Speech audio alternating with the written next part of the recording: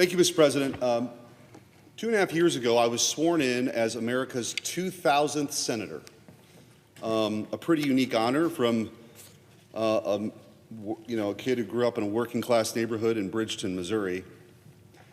And as somebody who appreciates history, the United States Senate has always been held out as the greatest deliberative body in the history of the world.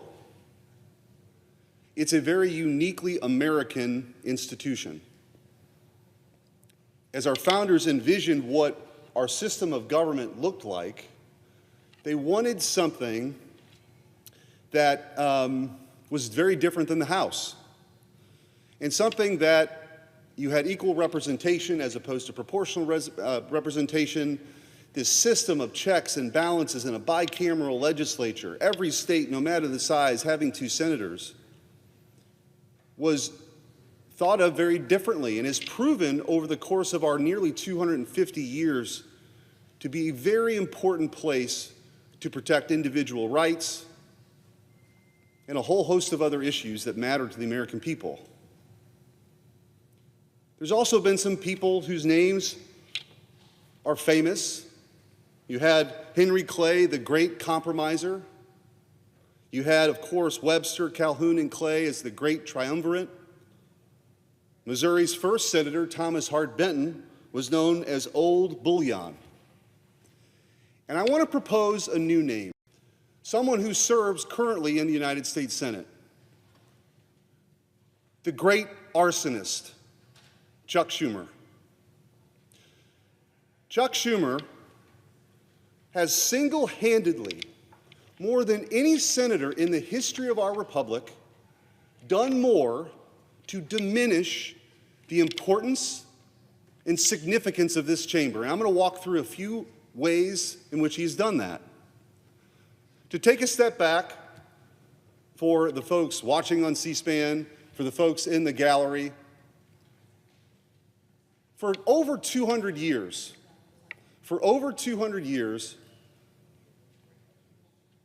the executive calendar, which is what we're dealing with today and what this whole debate is about, this executive calendar, there was no filibuster ever. It didn't happen. It didn't exist. Presidents are able to come in, they're able to nominate folks. They were done by unanimous consent. Maybe there was some debate. But to put this in perspective, the folks nominated as judges for the cabinet and other related posts, judges, for example, weren't even really subject to the filibuster. Think about this. Clarence Thomas, perhaps one of the most controversial Supreme Court justices, or that nomination was, got 52 votes. A filibuster wasn't instituted on Clarence Thomas. 52 votes, and he was confirmed. Any senator could have moved forward with an effort to filibuster requiring cloture, and then a vote requiring 60 votes. So then, of course, you move into the 20th century. Harry Reid and Chuck Schumer grew tired of that old institution of having to have 60 votes once that started to be employed. So they decided to change things around here, that you only needed 51 votes for anything other than a Supreme Court nominee. Lit the fuse.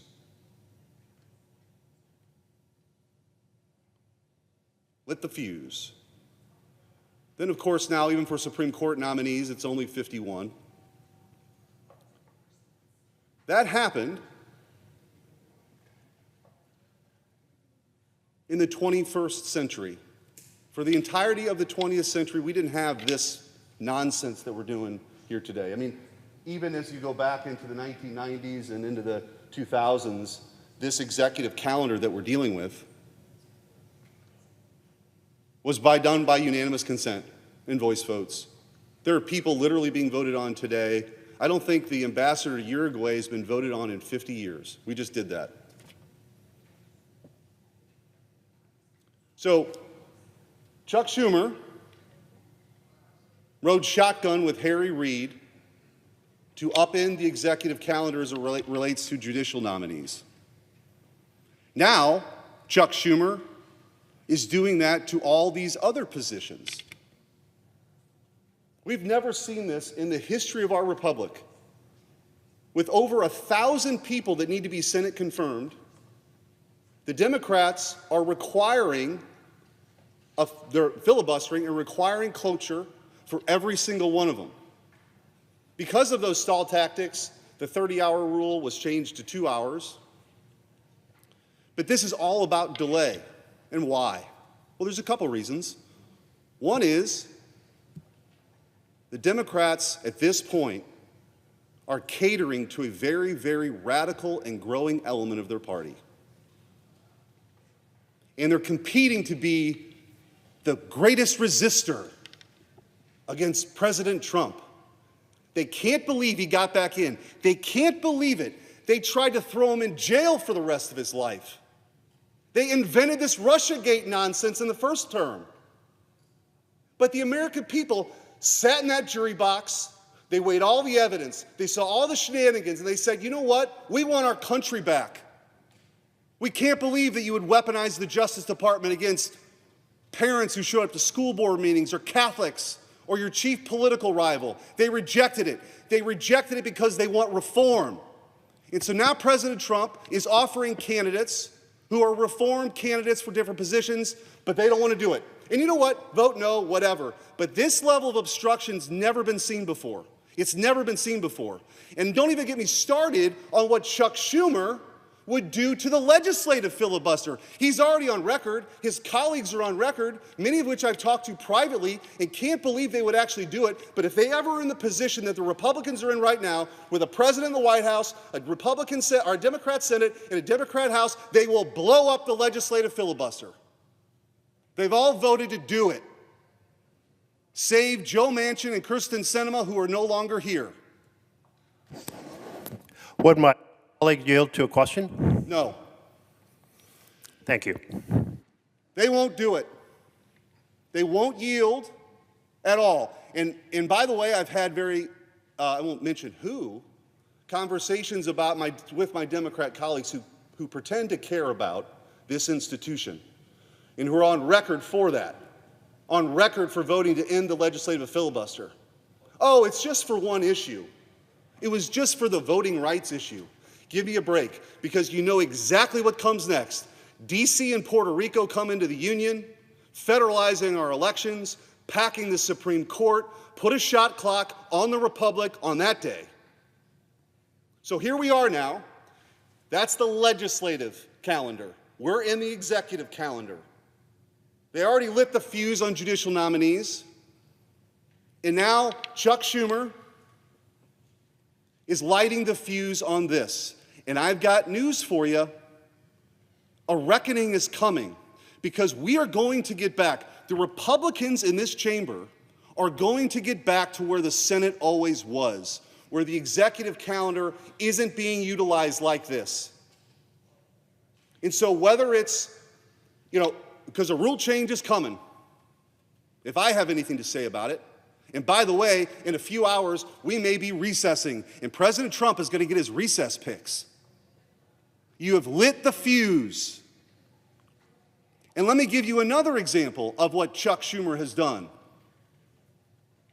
Last year, for the first time in the history of the Republic, articles of impeachment were delivered over to this chamber. All senators are seated, all of us.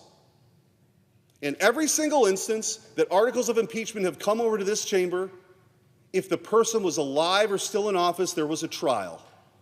It happens to be in the Constitution. That is part of our job. There are only 3 calendars: the legislative calendar, the executive calendar, and the impeachment calendar. The fuse was lit yet again. For the first time in our country's history, Chuck Schumer made a motion to dismiss the articles without a trial. And the Democrats, with a simple majority vote, went along with it. I don't ever want to be lectured by any senator on that side of the aisle about how much they care about the institution of the Senate. all three calendars would be lit ablaze, set on fire by the great arsonist and his merry men. So what are we going to do about it? This is the charge to my Republican colleagues today. The charge is, we are not going to let you do this to the Senate. We are not going to let you destroy this place. We are going to get back to a place it's always been. And one more example. I heard Chuck Schumer on the floor earlier today lauding the passage of appropriations bills. In my first 2 years in this place, we spent exactly 0.0 minutes on appropriations bills. A Blutarski, nothing. Leader Thune has made it a priority to open this place up, to have amendments. In fact, when I carried the rescissions package, I wasn't seeking to box anybody out. Offer your amendments, let's have free and open debate. We didn't see that when Chuck Schumer was in charge. Not once. So, lit the fuse on judicial nominees, lit the fuse on the executive calendar, lit the fuse on the legislative filibuster, lit the fuse on regular order.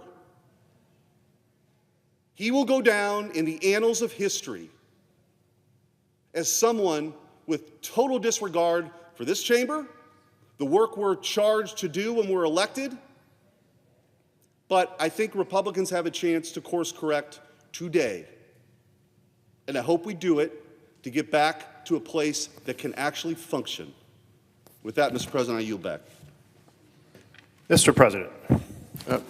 So just as a reminder to my colleagues, we should refer to each other in the third person or as a senator from, for example, Ohio. And also just want to remind my colleagues that no senator in debate shall directly or indirectly by any form or words impute the other senator or other senators in question or motive or unworthiness of unbecoming of being a senator. Mr. President. I recognize the senator from Oregon. I was hoping my colleague would stay on the floor to have a little bit of discussion about the topic he just raised, because there seem to be some missing elements in his discussion. And isn't that kind of what happens here, where we hear from our leadership about all of these terrible things the other side is doing, and we just kind of swallow that hook and sinker rather than actually looking at the record.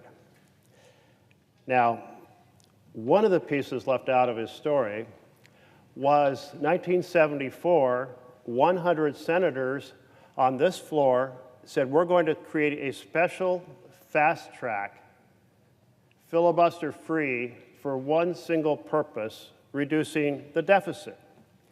And think of Robert Byrd of West Virginia. And Robert Byrd was an adamant advocate for the filibuster. Unfortunately, he had been very supportive of using the filibuster to block civil rights bills, but in general, he was dedicated to making sure that it stayed in place. And even he joined 99 other senators to say, hey, we should have a special fast track solely for reducing the deficit. That was 1974. At that same time, that same bill created the Congressional Budget Office, so we would use honest numbers in putting forward spending bills, because if we're going to actually reduce the deficit, we had to quit using smoke and mirrors to pretend that what we're spending is less than it really is. So let's go forward 22 years to 1996. And in 1996, we were in the middle of the first term of the Gingrich Revolution. The election of 1994 had been a dramatic success for Republicans in the House, picking up dozens of seats with an agenda for America. And in that agenda was something called the line item veto. And the line item veto was the idea that we would delegate our constitutional responsibility of the power of the purse to the President of the United States of America and say the President can decide what's spent on what programs. And the Supreme Court said, oh, no, you can't do that. You have a constitutional responsibility under the separation of powers, under the checks and balances. Congress, by law, establishes what must be spent on each program, not the President of the United States. Certainly the President gets a role. The President provides a budget. The President has to sign the spending bills. But Congress could not take the power assigned to it and simply hand it over to the executive. That's the way you end up in a strongman state. And so the Supreme Court wiped out in 1996 they canceled, if you will, the line item veto power that Congress tried to give the President. And so the Republican team controlling the House and Senate said, well, we have another idea. And that other idea is a balanced budget constitutional amendment. Now, that happens to require 2/3 of both bodies here to vote for it, and then 3/4 of the states to do a constitutional amendment. It easily flew through the House of Representatives. All very good. It comes over to the Senate, and we need 67 votes for that. And there's 66 votes. The 67th vote was potentially the chair of the Appropriations Committee, Senator Hatfield from Oregon, and Senator Hatfield said, this is a bad idea. Here's why it's a bad idea. Sometimes we're at war and we need to spend more money. Sometimes we're in recession and we need to spend more money. And we do decide every single year, and we're in the majority, Republicans in the majority, we decide every single year how much is going to be spent through the spending bills, the appropriation bills. And we decide through the revenue bills how much is going to be raised. So we already have the power to do a balanced budget in the years that it should be balanced. But we need to retain the power to address these emergencies. It's kind of an interesting story in that Senator Hatfield, for standing on this principle as the chair of the Appropriations Committee, was vilified. Vilified for defending the responsibility of the power of the purse held here. And in fact, he was so vilified that he even received a message from his son-in-law with a picture of his granddaughter and saying, for her sake, you should do this. He then went to the majority leader, Senator Dole, and said, if you feel so strongly this is right, and clearly I feel it's a mistake, I'll resign.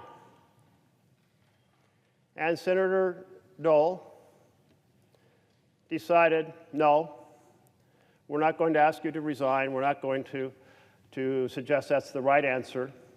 And so it fell one vote short. There is kind of an interesting twist to this story, because Oregon did not have a law that allowed a governor to appoint a replacement. So had Senator Hatfield resigned, there would have been 99 senators.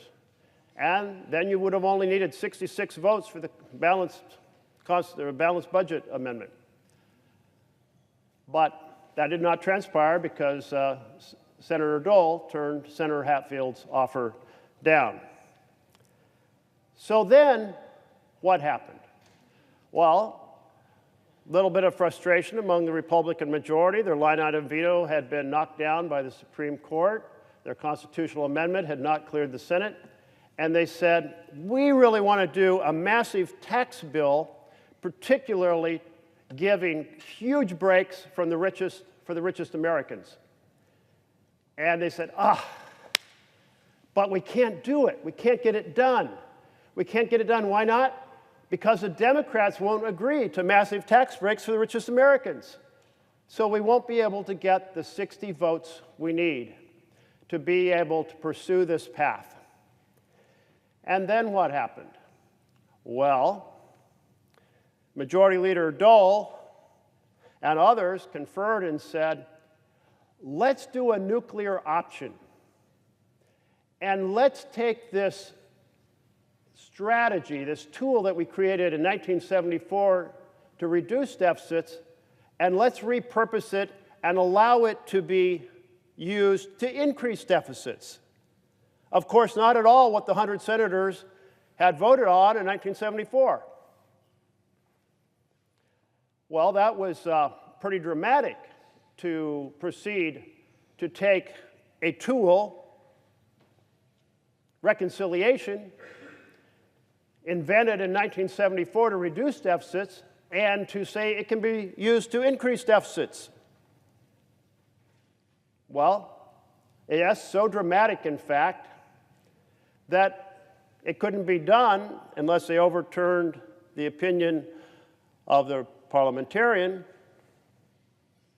So they fired the parliamentarian. That's what the Republicans did. They fired the parliamentarian, and they brought in a new parliamentarian. And his name was Robert Dove. Now, Robert Dove had been here in 1974. He knew about why they passed this bill with 100 senators to have a fast track with no filibuster was only for decreasing the deficits. But where had Mr. Dove been working? He had been working for the majority leader, Robert Dole. And so he took and he came in and he ruled or provided the recommendation to the chair that it was just fine to completely repurpose this 1974 tool called reconciliation for decreasing the deficits could be used to increase deficits. That was a nuclear option. Wow. Now, my colleague didn't mention any of that. He talked about lighting the fuse. Lighting the fuse, as if Democrats have been degrading the structure of this institution. But I would suggest maybe there's responsibility on both sides of the aisle. What was done in 1996 was a dramatic, contravention of the very core of the understanding that every Democrat and every Republican had agreed to. It was a deal broken. Deal broken in the exercise of power politics. Or let's go forward to 2008. And this man named Barack Obama ran for president. He was a member of the Senate, and he was elected. And at that point, something dramatic happened. And that is the minority leader decided to undertake a dramatic blockade of President Obama's nominees.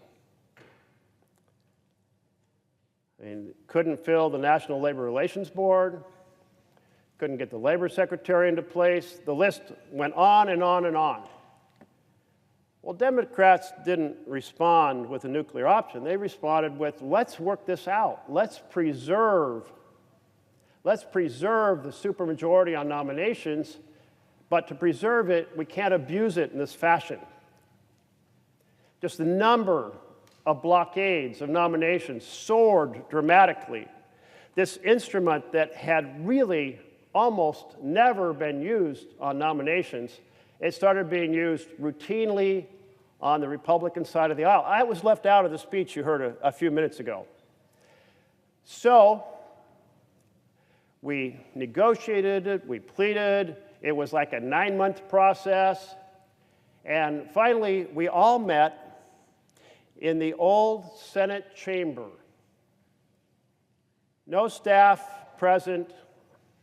I don't know if there was anyone to even record the comments for history. And we basically talked to each other in very real terms about let's preserve this supermajority on nominations. But it can't be that the minority uses that as a blockade against a president to keep qualified people from being put into office. And agreement was reached that that blockade would be dialed back enormously. And I recall that a month or so into that, there was us on the verge of the minority blocking a very qualified individual that there was no justification for. And I remember Senator McCain grabbing the arm of a fellow colleague, coming down the aisle over here and saying, "We mustn't do this." We agreed to not be irresponsible in blocking qualified people. And that person just got the 60 votes and went through. All good and well, like we had resolved this conflict and preserved the supermajority until the minority leader changed his mind and said, "I don't care how qualified a nominee is from President Obama for the DC Circuit Court. We are going to block anyone from being assigned to fill those seats." Well, that was the final straw. And as much as Harry Reid tried to, as majority leader, say, "Back off, don't do that. That is a violation of the agreement we reached in the old Senate chamber," the minority leader said, "Nope, we're not going to allow Obama to put a single justice onto the DC court." And a few arguments, policy arguments, were made by the minority leader to support the position. He said, "I think they have enough justices already. We don't need to fill those additional positions." But that's not an argument that had ever been used here, that even though courts had a huge backlog, they didn't need the additional justices. No, it was just a plain-out power move to block a president of the United States from putting people on the DC Circuit Court. Why was that the target? Well, for one reason, the DC Circuit Court considers a lot of the national issues go through the DC Circuit Court of Appeals. And for another, a lot of folks who eventually get nominated to the Supreme Court serve on the DC Circuit Court of Appeals. So that makes it kind of a pretty important place. But this pretty important place where justices consider pretty important issues and sometimes have a chance to be recognized as someone who might be a good candidate for the Supreme Court was blocked by the minority. And despite all the efforts to undo that, the minority said, "Nope, regardless of qualifications, we're going to back up the minority leader and not allow any justice to be appointed, no matter how qualified they are." So I'm just adding to the conversation that my colleague began, who proceeded to throw in kind of a dialogue of saying, all the obstruction here stems from one side of the aisle, the blue side of the aisle. I'm suggesting that there have been moments where both sides have stretched their power. There have been moments when both sides have sought, and sometimes successfully, to resolve that conflict. But in the end, there have been some big moments in which the Republicans have torn down the system. So that may be true for the Democrats as well, but it might be helpful to have a more balanced conversation. And while we're at this dialogue, recognizing factors that have occurred on both sides of the aisle, let's talk about something else that never happened in U.S. history until it happened by the Republicans refusing to hold a debate and a vote on a Supreme Court nomination. It had never happened until the last year of the Obama administration, when a vacancy became open due to an untimely death, and the president nominated a candidate to fill that seat, and Republicans said, "We're not even going to allow a debate or a vote First time in the history of the United States of America. I was just reading a column the other day that referred to this as the stolen seat. And I noticed it because that's what I called it at the time. I said, this is wrong. Once one side steals a seat from a president, it will be horrifically difficult to fix that problem. Because if the Democrats have the same chance to do the same and balance things out, now you just have a tradition of stealing seats. You have a Republican president and a Democratic majority that blocks debate on a nominee until the next election, hoping that you'll keep that seat empty until there's a Democrat in the Oval Office. Well, that just means we've locked in obstruction. So I came to this floor at 6 p.m. and started speaking and addressed my comments to the majority leader across the aisle and the minority leader and said, please get together. There's been several recommendations for fixing this, because if this seat is stolen in this fashion, kept empty until the next president comes in, we'll never be able to fix it. There's no path for fixing it. And I proceeded to make that plea through the night up until cloture ripened, that is a motion to close debate, ripened the following morning, 15 and a half hours later. Why would I stand on this floor for 15 and a half hours later? Because I was asking my Republican colleagues, do not tear down this institution. Well, that's three examples of what the Republican side has done that didn't come up in my colleague's speech. But let's talk about a fourth. And then I see my colleague from Illinois is here, and I'm going to defer to him. The fourth was just recently, in which, for the first time ever since the 1974 Act, we passed a bill, and I say we passed a bill, the Republicans passed on a partisan line bill, a spending reconciliation bill that will create deficits beyond a 10-year window. They had already blown up the agreement from 1974 that there could be no deficits created in a 10-year window. They blew that up in 1996, as I referred to. But then they proceeded to blow up, just weeks ago, the second half, the second pillar of that bill, which there'd be no deficits after a 10-year period. And then they blew up the third pillar of that 1974 Act, which was we'd use honest numbers from the Congressional Budget Office in laying out what a bill costs. So I say to my colleague across the aisle who was speaking before me, you pointed out things that you feel Democrats stretch the boundaries and damage this institution. But you left out innumerable cases that I have just pointed to.